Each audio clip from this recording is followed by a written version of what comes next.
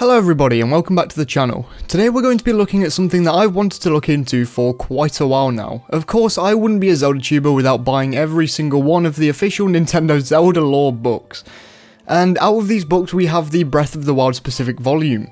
And I'm sure that you've heard this from many different creators before, but this book houses some of the coolest secrets in Breath of the Wild's development, both art and gameplay wise. So today I want to talk about 5 unused Breath of the Wild concepts or ideas that could very well make a return in the next game. Who knows just how much of this stuff they actually had developed and ready for the game and then just kind of scrapped. And of course we may never even know those exact details, but this is all besides the point. What I need to discuss with you today are some extremely cool ideas with a ton of potential that could return. I'm going to try and leave out a lot of the bigger unused concepts that I feel some of you might have heard from numerous other YouTubers' videos. For example, something like the Minish Cap concept or Link's family in general won't be in this video, though there is one extremely popular unused idea that I have to talk about since it would be my dream. Now with this elongated intro finally over and done with, it's time to get into 5 unused concepts or ideas that could be in the next Zelda game. Now the first idea that I'd like to talk about is the popular one, so that it's out the way since I could go on about this for an absolute age if I was given the option. The Guardians were all made from ancient Sheikah tech. All variants of the Guardians, the Stalkers, Scouts, Skywatchers, Turrets, Sentries, they were all made in ancient times with Sheikah technology. On a first playthrough of Breath of the Wild, or really even during the early stages of any playthrough of the game, you can be met with something of a terrifying sight and an audio alert.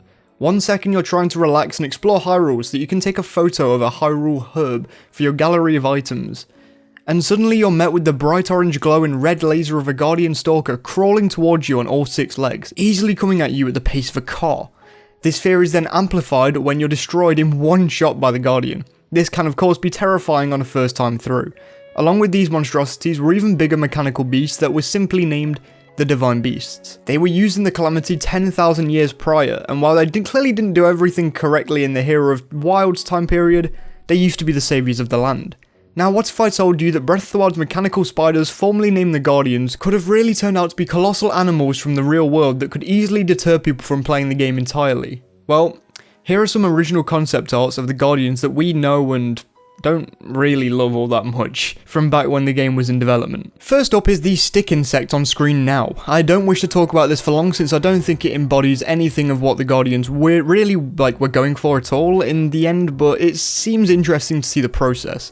It seems that this idea was scrapped very early on though, as it doesn't seem to have any size comparison to go along with it.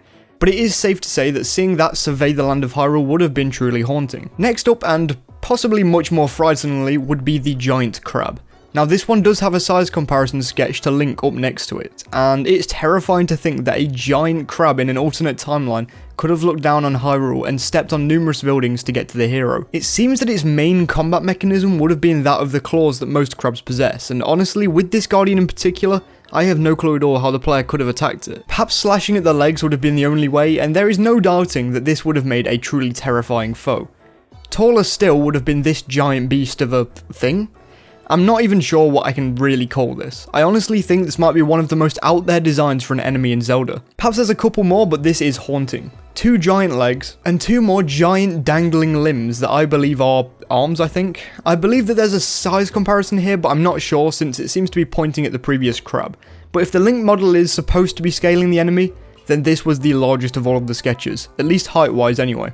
And apart from a similar system to the High Knocks in which you could climb on its hand, I can't see a way in which you could attack this foe. This giant skull with a beard is scary to look at best, and could give people nightmares at worst. Just imagine it following you through the water on your way to Eventide Island. The final sketch, and the one I featured on the thumbnail, is the one that most resembles a final Guardian in my opinion, and also could probably be the scariest one depending on who's looking at it. A spider-like creature with tons of eyes and hair spanning in all directions. This rushing towards you while you're trying to relax in Breath of the Wild would have been hair-raising to say the least. To attack the opposition here, I'd expect that you'd climb on the hair and destroy eyeballs on the top of each Guardian, and probably shoot arrows at eyeballs on each side. The look of this monster and the sheer width and height of it would have made it a great foe. If we could get a sincerely dark sequel to Breath of the Wild in the underground, we could definitely see at least one of these scarier ideas maybe come back, as these insects or animals tend to live in caves anyway, barring like the crabs and the thing we talked about earlier. So it's very much plausible, and something that I would welcome to the next game in a heartbeat. From now on, I'll happily say that the rest of these are much smaller ideas or concepts, especially this next one. So here's a smaller one before we get into slightly bigger territory in a second, almost like a transition idea. Anyway, I've talked about this before briefly, but Skyward Sword issued the player with the paraglider.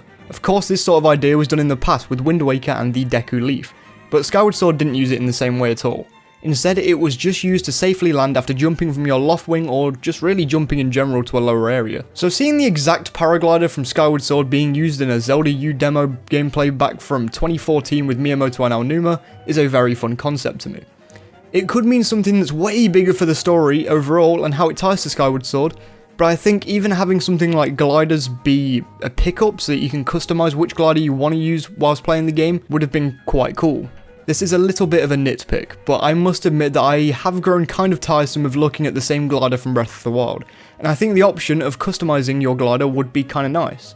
Technically this is just speculation on my part and not a fully fledged unused idea, but maybe they were just reusing assets from the previous game, which does seem likely as we'll talk about later on, but I digress and will say that this could have been the reusing of assets, or perhaps there really was something bigger there that may even spread over into Breath of the Wild sequel, since gliding was such an integral part of the original game's gameplay. I'm gonna stop beating a dead horse, as graphic and gross as that metaphor is, and we'll just get straight onto my point this time.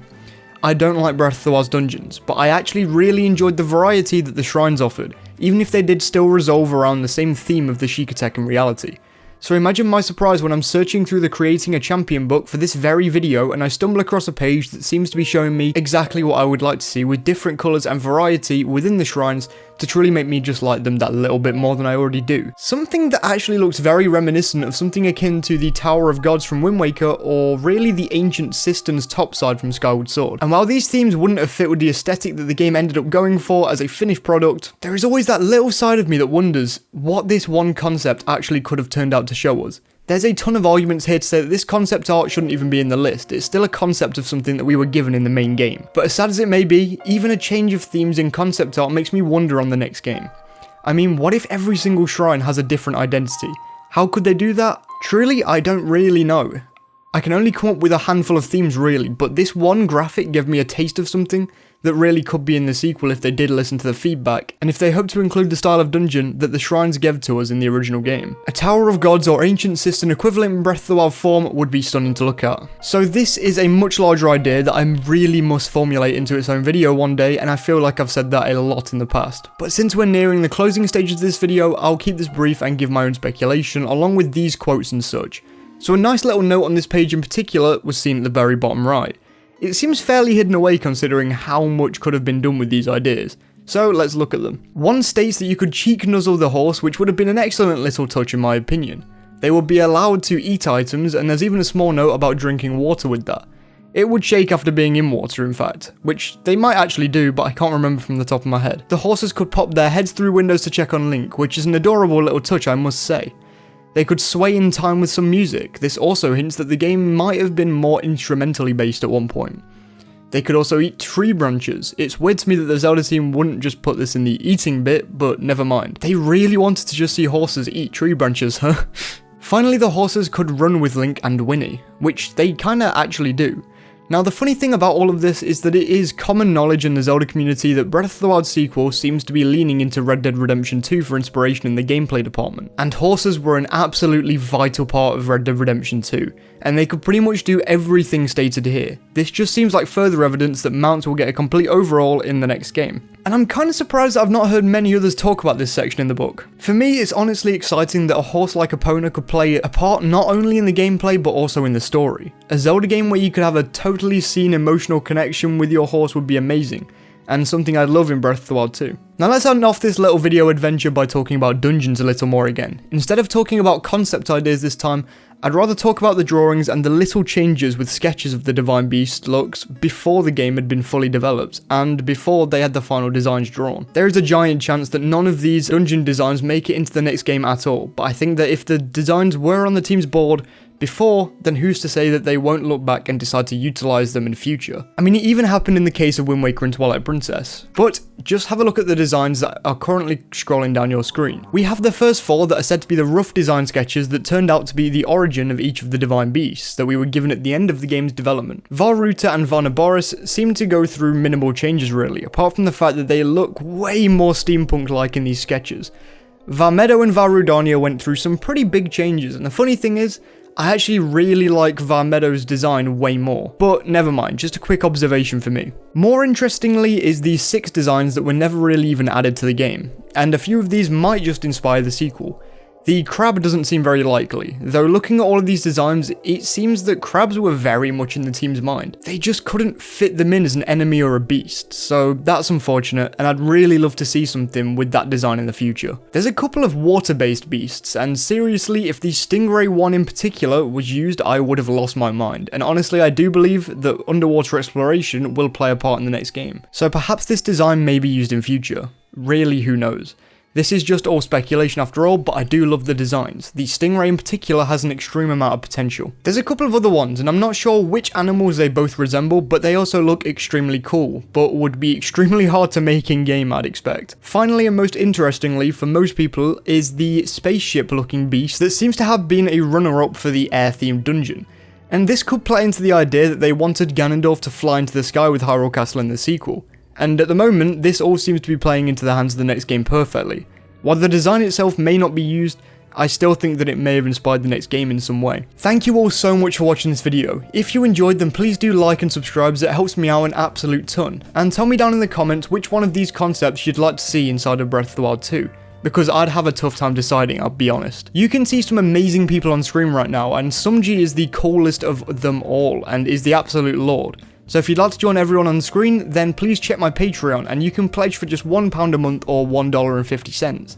And join those names. What an amazing deal! If you'd like to see that, then check the link in my description. Along with that link is the link to my Twitch, Twitter, Discord, and Instagram. Again, thank you all so much for watching this video, and I really sincerely hope that you enjoyed. I've got a really cool, crazy video coming next week, and I can't wait to show it to you all. Please do stay safe until then, and I'll see you all next week.